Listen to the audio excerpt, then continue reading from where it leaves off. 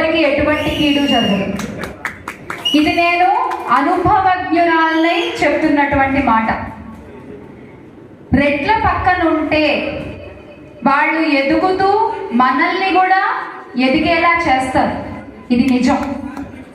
అదే నేను ఇతర కులాలు అని మాట్లాడట్లేదు, కానీ వేరే వాళ్ళు ఎవరైనా పక్క వాళ్ళని తొక్కేసి మనం ఎదగాలి అనుకునేటువంటి జనాలనే చాలా మందిని మనం చూస్తూ ఉంటాం. కానీ ఒక్క రెడ్ల కులంలో మాత్రమే తాను ఎదుగుతుంటే తన వెనకాల ఉన్నవాడికి కూడా ఇలా చెయ్యి అందించి పైకి లేపేటువంటి గుణం ఒక రెడ్లకి మాత్రమే ఉంటుంది.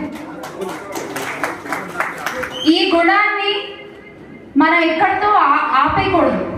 మన తర్వాత తరాలకి, మన పిల్లలకి కూడా దీన్ని మనం అందించాలి. అందుకు మనకు ఒక యూనిటీ ఉండాలి, ఒక ఐకమత్యం ఉండాలి. ఈ రోజున శ్రీనివాస్ రెడ్డి గారు రెడ్డి బిజినెస్ గ్రూప్ అని పెట్టారు. అంటే